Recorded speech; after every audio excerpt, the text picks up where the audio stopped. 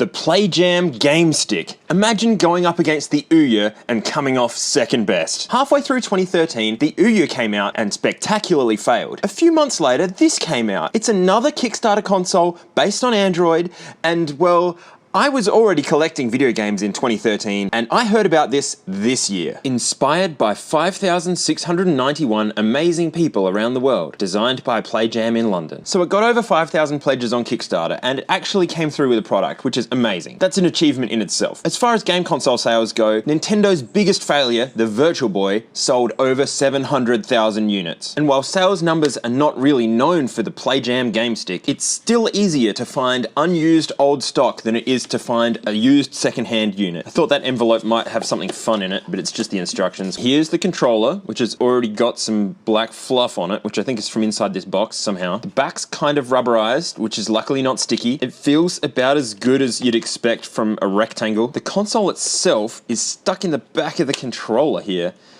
Oh, it's very, ugh, that looks gross. This is so sticky. I wonder, look at this. It's it's got that rubberized stuff that was really popular around this time, and it always goes sticky and disgusting. Oh, it's stuck on my fingers. Look at this. That's gross. It is pretty fun. Oh look, there's some eyes in there. What a fun Easter egg. We've got cables and things. This is the US version apparently. It appears to be an HDMI extension cable. I suppose that's in case there's not enough room for the stick in your back of your TV. And this is a weird adapter cable. It's got USB-A male and female to micro USB, and just a regular USB-A to micro USB. I also got an additional controller, which is pretty much exactly the same package except missing the console and some accessories. Look at this, there's sticky tape under the factory seal. This is a dock, which again comes in the same kind of packaging. When I was looking for one of these to buy, I decided the dock was pretty important. It kind of makes it into a proper console instead of just a sticky stick.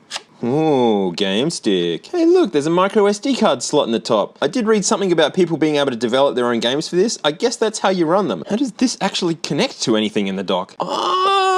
There's a little hole there. When you put your GameStick in the slot and push this closed, there's a micro USB connector that goes through that hole and penetrates your stick. Oh, gross. It scraped some of the goop off the GameStick, and now I can't open it again. It's glued together forever. Now there's a male HDMI connector on the back. This box comes with a female to male HDMI cable. That means if you lose this cable, you're not playing GameStick no more. And also the power adapter, which is boring, but we need it. The reasons why I decided this dock was important is firstly because it has a fan to keep the GameStick cool, but most importantly, it's where the power button is. If you don't have this dock, you just gotta yank it out to turn it off. I didn't like that very much. It does also provide extra USB, Ethernet, and an SD card slot, but I'm only going to be using the Wi-Fi, so I don't need those things. You can also sit the controller on top to charge it though, which I think is a great feature. Let's see what we get.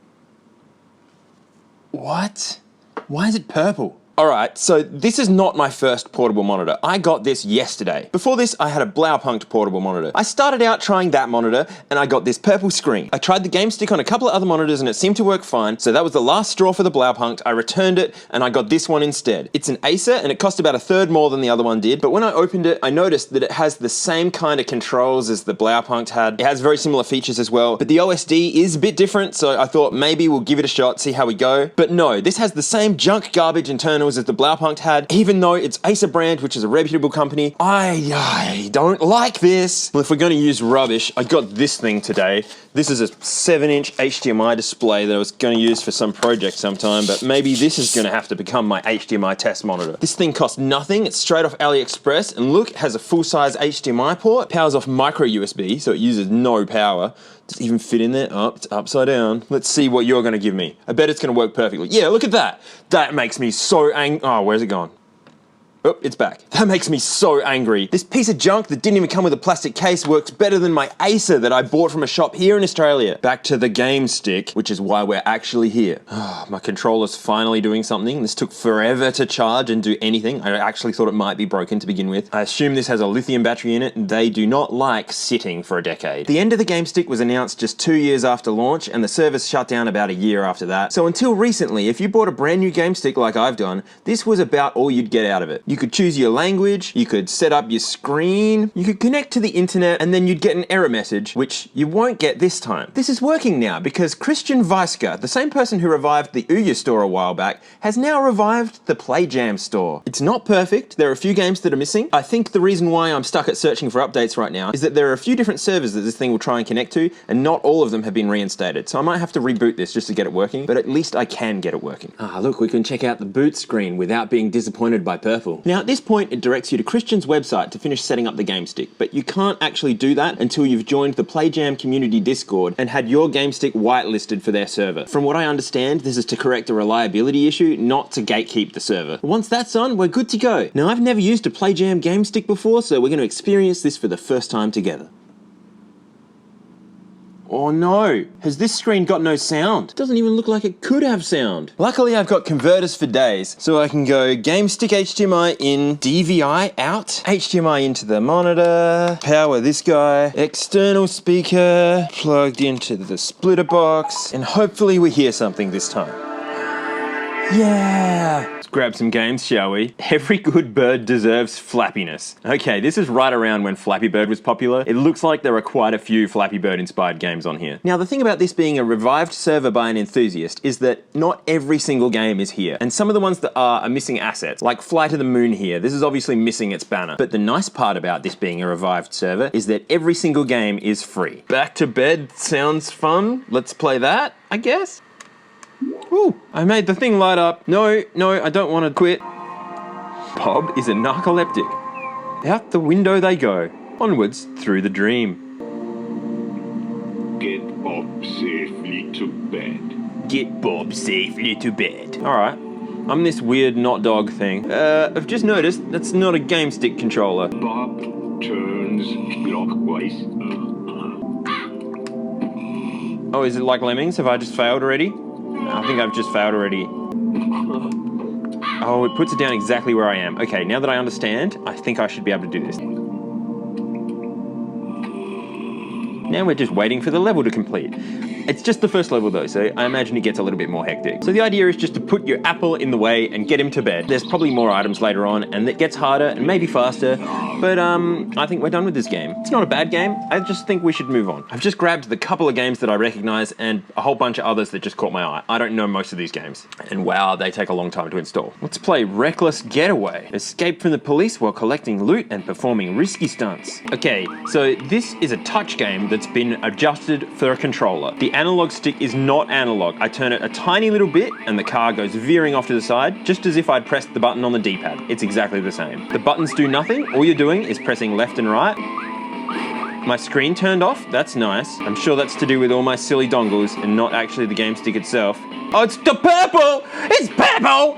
What? This one's purple too? It was working fine before. What is going on? Why? Why is the game stick purple? Why? What the heck?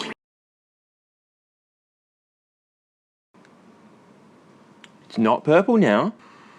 Oh, you better not. Don't you dare. Okay. I'm not at all convinced that that is my monitor and not the game stick, but it also could definitely be the game stick and not my monitor. Beat Drift. That sounds like a rhythm game. I like rhythm games.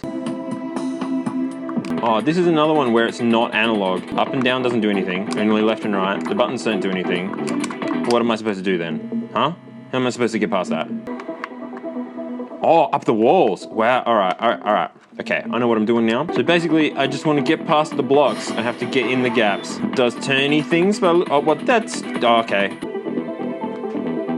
Yeah, all right. You're not going to trick me this second time. I thought this would be beat related, but it doesn't seem to be. It's just got music. Leveled up, I think.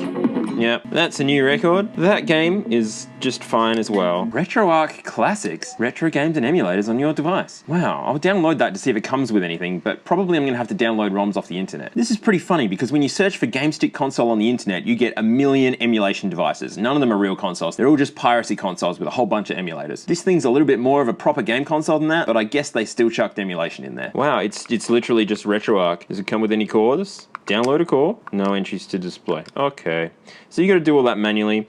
I'm not gonna be bothered. You know what emulation looks like. You just play old retro game console games on here. Top Gear, I used to love Top Gear. I'll definitely try that game. Is it working? Or is it not working? Or is my monitor bad? Or is my video converter bad? Or is my GameStick bad? I've got too much junk set up here. Oh, okay. I wiggled the converter and it came back. Oh, alright. We're just sort of running off this converter on a precarious angle here. I love that this game has the proper Top Gear introduction theme. Hit the launch ramp with as much speed as possible. Use D-pad or left stick to steer as you fly. I bet this is going to be another thing where the analog stick isn't even analog. Yes, that looks very aerodynamic. What's throttle? Do I have throttle? Is it A? Seems to be A.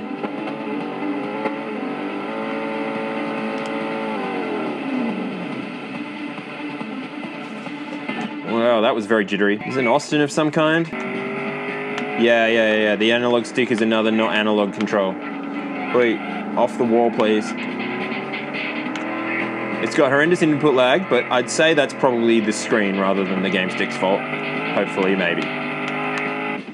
Fail. Yeah, okay. So far, every game has been better played with the D-pad because it's all touch games which didn't support an analog stick. The handling in Top Gear Stunt School is particularly bad, even though it's targeted at car enthusiasts. Space Cat. I like cats. It's not downloading. This whole server has been revived by recovering data from used game sticks. It's still a work in progress. Look, they know that the download's broken. It says it right there, but at least it's here, and hopefully one day it'll work. Come on, Prince of Persia. Something on here's got to be decent. Come on, have a working analog stick, please. Alright, it's showing me how to play. I guess this is the tutorial. I'm bad at remembering stuff like this. Let's just see what happens. Is this one analog? No. The difference between pushing the analog stick a tiny bit and pushing the analog stick all the way is 0. Once again, the D-pad is the way to go. Up is jump. That's terrible.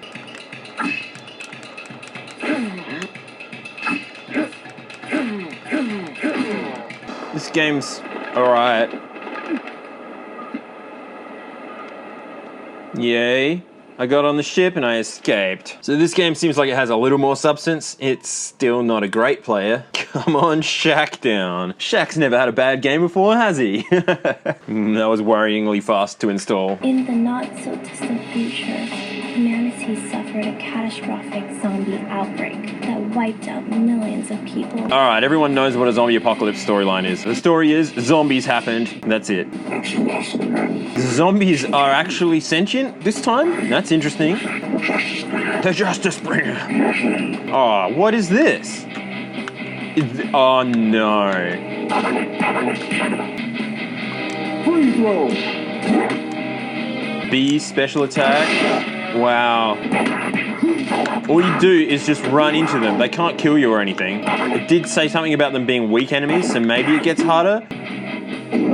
Oh, look, it was a big one. There you go. So you can get killed. You just accidentally run into the wrong ones. Smash Cops comes up a lot when I'm looking at GameStick stuff, so we'll play that. Oh, it's analog in rotation, but not in distance you've pushed it. So this is still pretty much like a phone game, and that's part of the reason why the GameStick and the Ouya failed, is because you could already get these games on a phone. You didn't have to pay a whole bunch of money for some hardware, because you probably already had it in your pocket. Well, I got 2 targets this time, have I?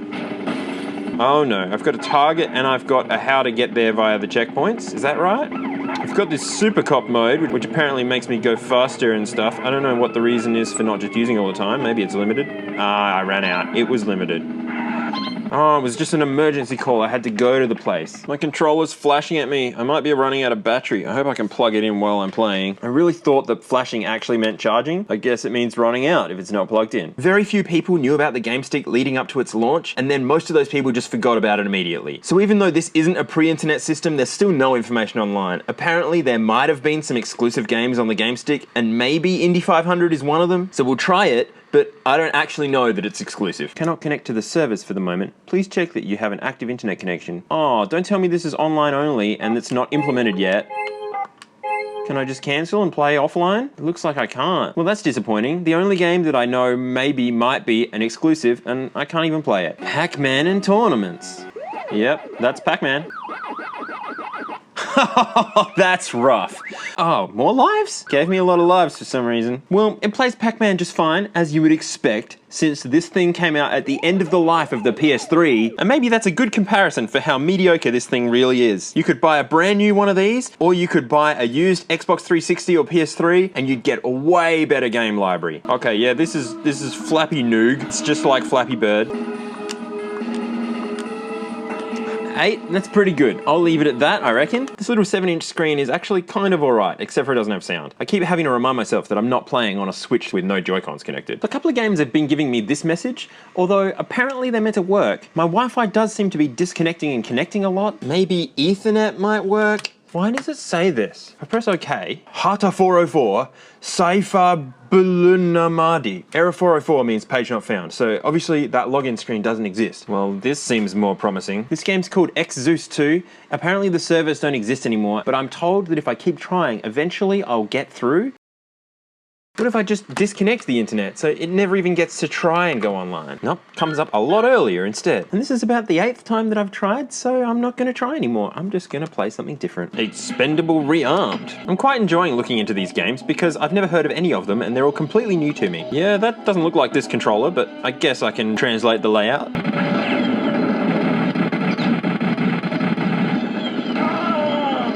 Oh, I died because I couldn't see. That sure was incoming. I thought it was just some enemies incoming, not a freaking giant spaceship thing that's gonna crush me in the face. Wait, this game uses the analog stick properly. If I push it a tiny bit, I go slow. And if I push it all the way, I go fast. That's amazing. And also, something that I would have expected in all of the games. This game's actually fun, I like this game. It's pretty much a hack and slash with a gun. Oh, fun power-ups, look at that, nothing's gonna survive this. Alright, I like that game. I'm still gonna move on though. Ooh, a Raiden game! Let's get that too. Apparently, if you install more than about 15 games, the thing becomes really buggy and sometimes boot loops, and that's just how these were. Pretty fantastic. Be so thankful that I'm editing out the installation because this takes forever and I've no idea whether it's working or not. The coding on the system is really bad, so this could actually be frozen, but because there's no progress bar, I just have no idea. So I gotta just keep waiting and hoping that it hasn't. The fan just kicked in, so I guess it's generating heat, which means maybe it's thinking, probably it's installing. Oh, I finished. Wow, that took so long and I was about to turn the thing off. The game needs to process additional data. It took forever and it didn't install the whole game. Ah, cool. It's a collection of Raiden games. These are actually excellent. I suspect it's actually Raiden and you're all cringing at me saying Raiden, but Raiden's what I learnt as a kid because I didn't know any better. Okay, the volume is super low for some reason and it's just shooting constantly. That's not supposed to happen. Auto fire? No. Don't put weird controls on by default. So obviously this is emulated and the sound was done badly and it's really low volume, but I guess it plays fine. I've just read that this Deagles game is a Doom port, and there it says, Deagles is a 3D hardware accelerated source port of the game Doom. Wow, look at all these different versions of Doom that you can play. I don't know which one to choose. You've already given me too many options and no explanations. I just want Doom. Should we just do Doom? Can I not just do Doom? Oh, Y is choose. Okay, sure.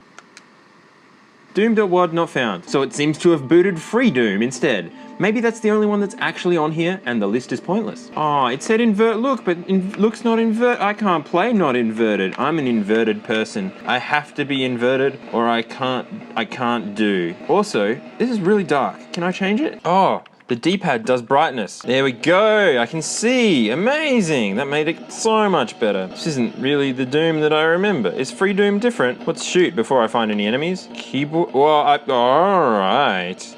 I don't want a keyboard right now, thank you very much. Okay, R is shoot. L is activate, all right. How do I change weapon? Oh no, what's happened? I can't do that. Oh, this is what happens when I'm playing in non-inverted. I can't. Give me a gun back, thank you.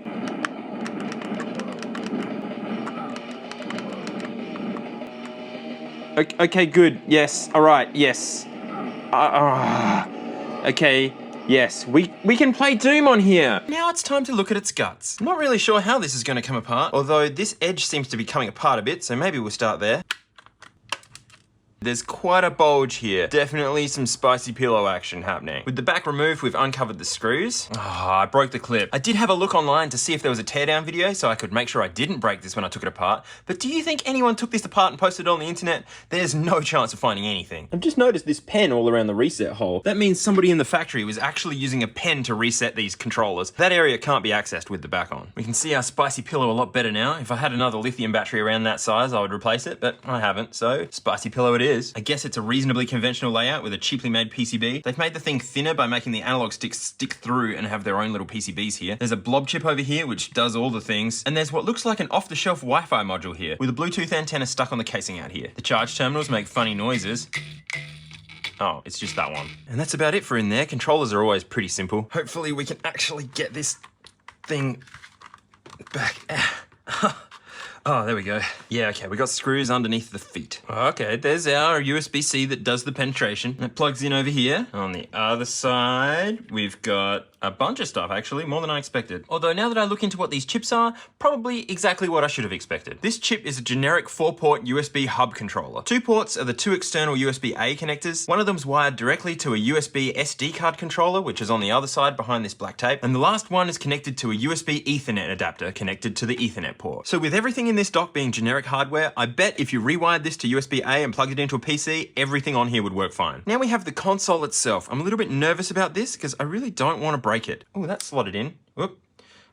This plastic cracks so easily, but I've saved 3 of the clips. Oh, for F's sake. This thing's super glued together. They must have realized their clips were useless during production, but we are in. And it's pretty compact in here. Looks like this is a tiny little combo Bluetooth Wi-Fi controller. This square chip in the middle here is the CPU, which I assume has integrated graphics because there are no other chips on here anywhere that could have graphics. Underneath this version sticker, there are 2 RAM chips. Now, I read that this had 1 gig of RAM. However, each of these chips is 4 gig of RAM, so there's a total of 8 in there. Perhaps 7 is taken up by the graphics, or maybe it's just a case of this thing being so obscure that nobody's really looked into it. On the other side, we've got the SD card slot here, and this is the 9.5 gig internal storage chip. The specs say 8 gig, so perhaps 1.5 gig is dedicated system storage, or again, maybe the internet is just wrong. But you can't use all of it anyway, because that many games crashes the system. Now, I'd really like to be able to play with this thing without getting sticky fingers, so I'm going to try and clean off this rubber garbage.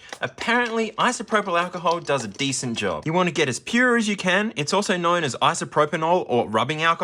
Something near 100% would be ideal. I think. I've never done this before. It's looking like it's cleaning up really easily. The goal here is not to recover the rubberized feel, it's just to get rid of the rubber completely so it's smooth plastic. And look at that, it came up perfectly. It's like 2013 new instead of 2024 new. Finally, I can play with my stick without making a sticky mess. That's the PLAYJAM GameStick. Amazingly, it's not an AliExpress knockoff console. It does have some good games, and I gotta say, massive thanks to Christian Weiske. Without you, this thing would be a paperweight and nothing more. Anyone who thinks they can help out with some of the missing games from this, head over to the PLAYJAM community Discord. I'll leave the link in the description. If you'd like ad-free early access to all my videos, you can join me on Floatplane for $2.50 a month. Or if you just want to see a photo of every single video game thing that I get, you can join me for $1 a month. I've been collecting for a really long time and I'm always getting interesting stuff in the mail. The link's in the description. I'll see you there.